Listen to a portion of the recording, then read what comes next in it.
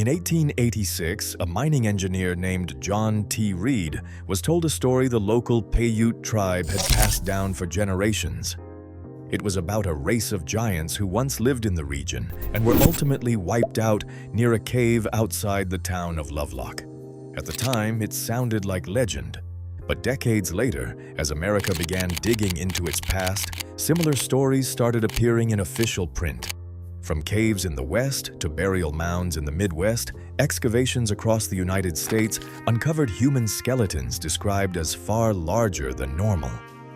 19th century newspapers reported remains measuring 7, 8, even 9 feet tall.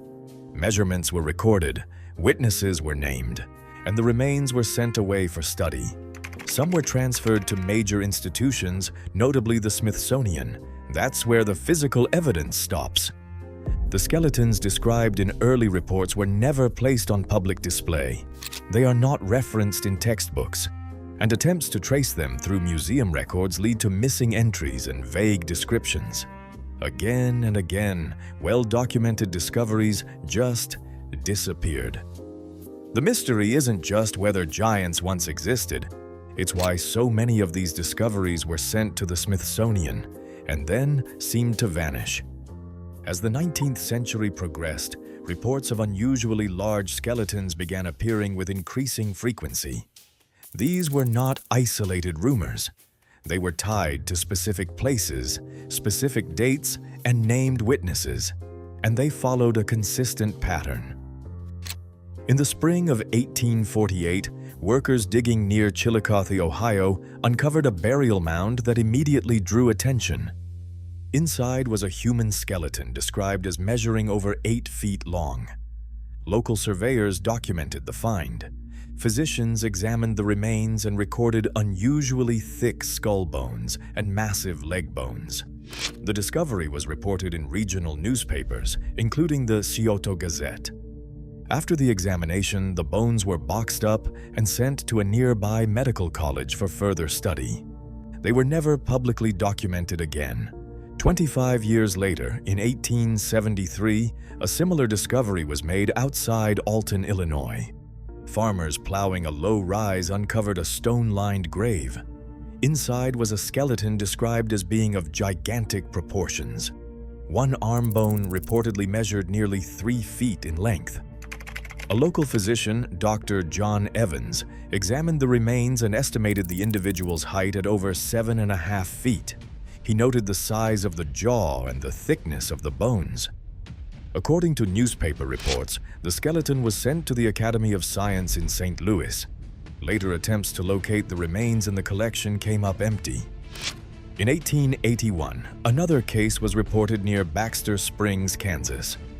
A burial site uncovered during land work revealed a skeleton described as measuring nearly 8 feet tall. The discovery was documented by a local surveyor named William Taylor, who recorded measurements of the leg bones, pelvis, and skull. Taylor's notes state that a portion of the remains was sent to the Smithsonian Institution for analysis. No accession record for the specimen has been found. By the end of the 19th century, these discoveries were no longer isolated. Across the Midwest, burial mounds and graves were opened. Oversized skeletons were measured. Witnesses were named. The remains were sent away for study. And in case after case, they disappeared. Long before newspapers printed headlines about giant skeletons, Native American elders were already telling these stories. They were not written accounts. They were oral histories, passed down for generations, long before archaeology or outside investigation reached these lands. In the high desert of Nevada, the northern Paiute spoke of a people known as the Siteka. They were described as much taller and stronger than ordinary humans. According to Paiute elders, the Siteka were not myths or spirits. They were outsiders, adversaries who clashed with the ancestors of the Paiute. Stories passed down through multiple families described the Siteka as red-haired giants, capable of carrying off grown men and leaving deep footprints along riverbanks. Their name, Siteka, translates to tule eaters, a reference to their diet of fibrous reeds. But it was never their food that dominated memory. It was their size. In 1883, Sarah Winnemucca, a Paiute author, interpreter, and educator, wrote down the stories she had heard directly from her father. He spoke of a time when the Siteka raided villages, stealing food and, at times, people. According to this account, the conflict reached its peak at Lovelock Cave. Paiute warriors from several bands joined forces and drove the Siteka into the cave.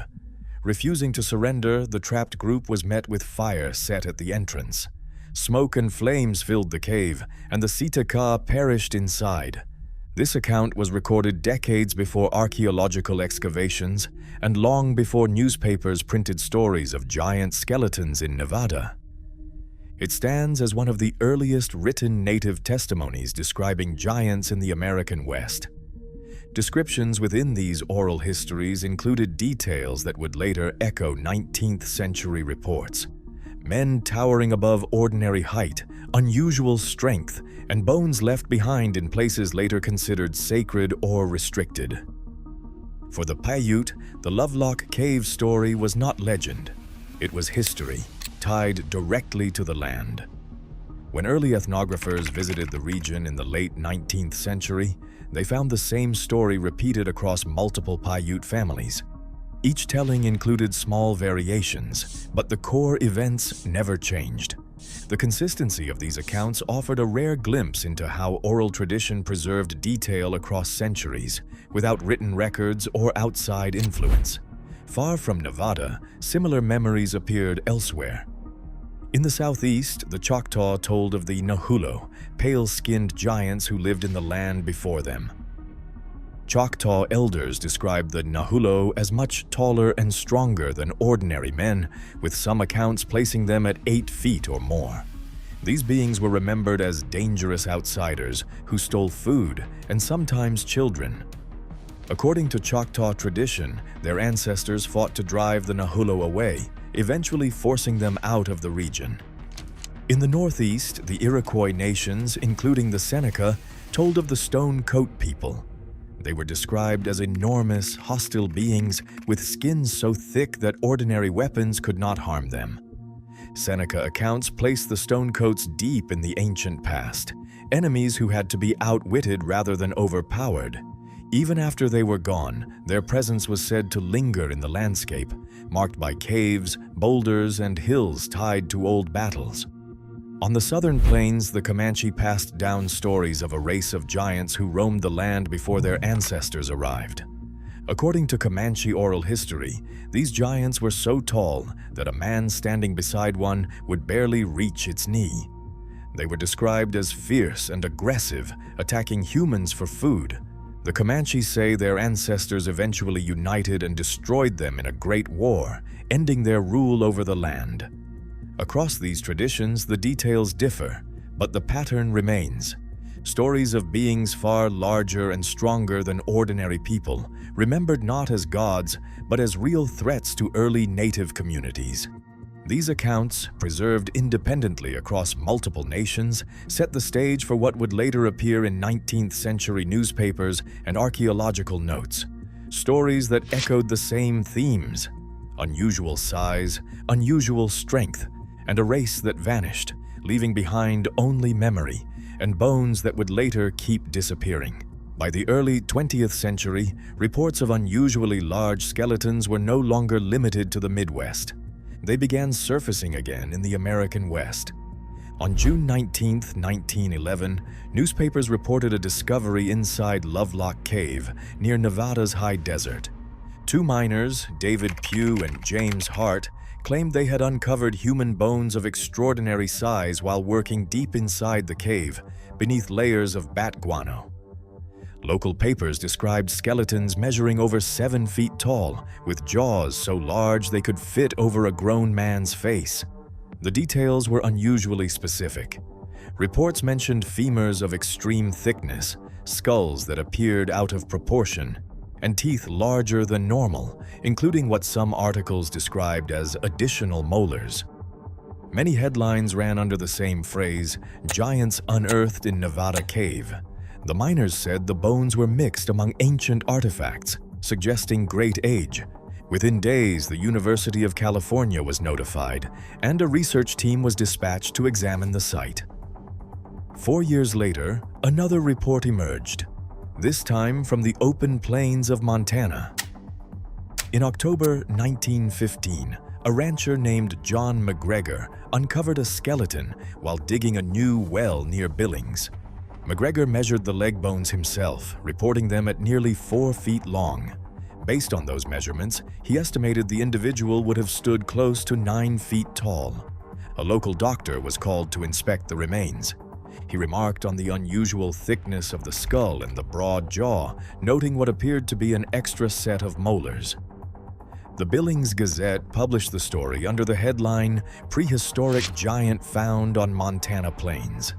Letters poured in from readers, some from amateur researchers, others from neighbors who recalled similar discoveries described by their parents and grandparents. These Western reports were not isolated. From Nevada's dry caves to Montana's open prairie, the language was nearly identical. The measurements varied, the descriptions did not. And once again, after documentation and publicity, the remains followed the same path. They were collected, they were transferred, and then they kept disappearing. As reports of giant skeletons multiplied across the country, many of the remains followed the same path. They were shipped to Washington, D.C. Inside the Smithsonian Institution, handwritten ledgers recorded the steady intake of human remains during the early 20th century. Each page tracked crates arriving from across the United States, Ohio, Illinois, Nevada, Montana, and beyond. In the spring of 1912, an intake manifest from the Bureau of American Ethnology listed a shipment from Nevada. It described a crate of human bones, assigned a provisional accession number with a brief note, "Contents, partial skeletons, oversized." There were no measurements recorded, no photographs attached, only a reference to the mining company that had sent the crate. The shipment was marked for temporary storage, placed in a sub-basement alongside other remains awaiting full cataloging. A few years later, in 1915, another entry appeared. This time, a delivery from Montana, labeled simply, "Prehistoric Remains, Unusual Dimensions." The intake ledger included a reference number, a date stamp, and the initials of the staff member who signed for it. In the margin, a handwritten note read, "To be examined, pending available staff." At the time, the Smithsonian's anthropology collections were expanding rapidly. Hundreds of skeletal remains were arriving each year, often faster than curators could process them. Crates stacked in storerooms. Some remained unopened for years. Most entries in the ledgers were brief, just enough to log arrival, storage location, and sender. Some received provisional numbers with short descriptions like skull, robust, or femur, extra length. Others were listed only as miscellaneous bones, with a note to revisit later. By 1920, the intake records showed a growing backlog, and with it, growing gaps. In 1934, Alois Hrdlicka, the Smithsonian's influential curator of physical anthropology, circulated an internal memorandum. He argued that reports of giant skeletons were the result of exaggeration, mismeasurement, or error. Staff were instructed to apply stricter scrutiny to such claims and to treat sensational descriptions with caution. The guidance did not call for destruction of material, but it did change the tone. Skepticism first, documentation second, and many specimens never moved beyond provisional status. Then, decades later, a troubling note appeared. In 1957, an inventory review referenced a crate of unusually robust human remains that had been accessioned years earlier. The entry read simply, "Location unknown, presumed reorganized. No measurements, no photographs, no follow-up." The crate had vanished into a system of shifting catalog numbers, reorganized departments, and evolving storage protocols. Remains were sometimes reclassified, sometimes boxed with unrelated material, sometimes moved without updated records. These failures were not unique to the Smithsonian. Across American museums, early cataloging relied on handwritten ledgers and temporary tags, systems never designed to track collections of this size. As new laws and policies emerged, including later repatriation requirements, institutions struggled to account for everything they held. In that environment, crates could disappear without intent, notes could be misfiled, and the physical trail could break down even while the paper trail appeared intact. By the time questions were asked, the answers were already gone. By the mid-20th century, museum standards had begun to change. New cataloging systems replaced handwritten ledgers. Provisional tags were retired. Entire collections were reorganized to meet modern archival rules. In the process, older records did not always transfer cleanly. Crates were moved, labels were rewritten. Some accession numbers no longer matched any physical location. When new federal laws required museums to inventory their holdings in detail, particularly under the Native American Graves Protection and Repatriation Act, those gaps became impossible to ignore.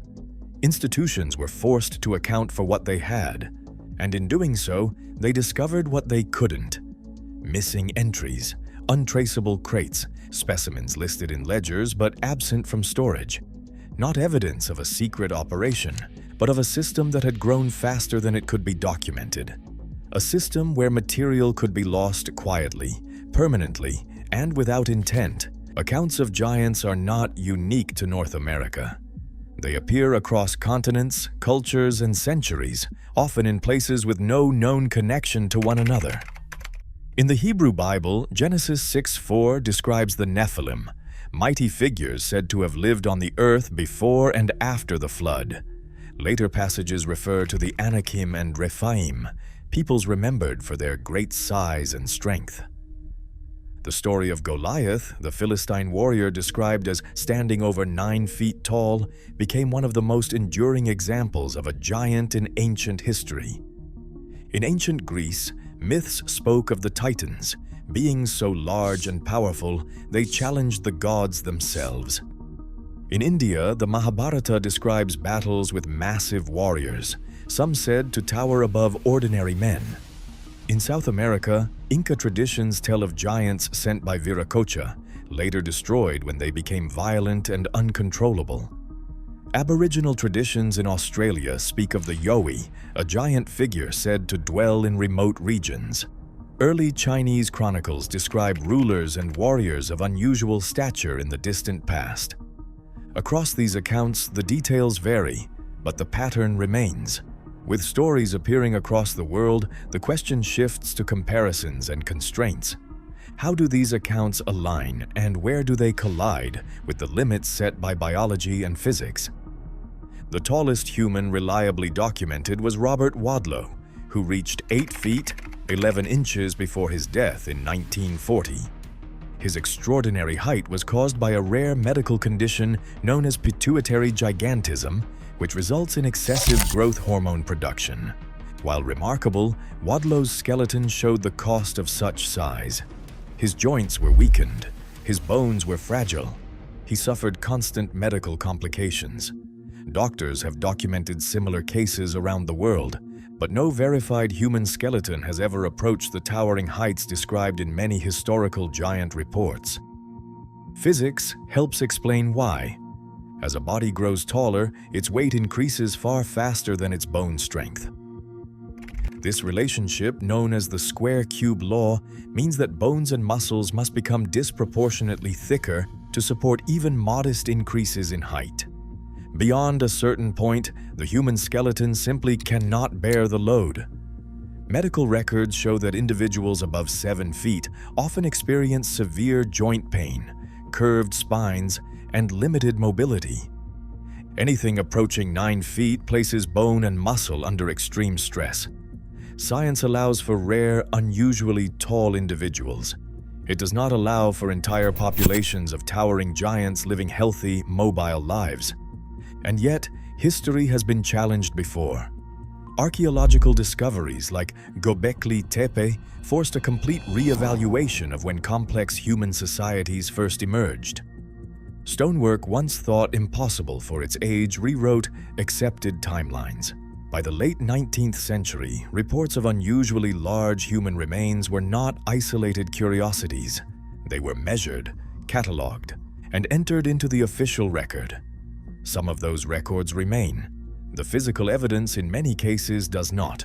This does not automatically point to fraud, and it does not require a single hidden hand guiding events, but it does reveal something quieter and more unsettling.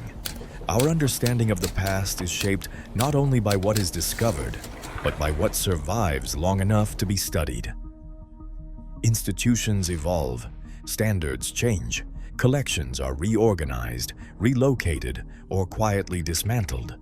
Sometimes evidence is lost through neglect, sometimes through indifference, and sometimes perhaps through deliberate decisions made in another era, under different assumptions about what mattered and what did not. When laws later demanded accountability, gaps appeared. Crates listed but never found, entries without follow-ups, questions with no remaining material to answer them. Across cultures, stories endured without bones. Across America, bones were recorded without surviving proof. And between the two lies a history shaped as much by absence as by fact. What we know is built from what remains. What we believe is constrained by what is missing. This does not prove giants once walked the earth, but it reminds us that certainty is fragile, and that the past we inherit is only a fraction of the past that existed. This is Deep Vault Mysteries. If you want more investigations into lost records, missing evidence, and the unanswered questions buried in the archives, subscribe, like, and share this video. And let us know in the comments, what part of this story do you think history left unfinished? Truths aren't hidden, they're just mysteries, waiting to be discovered.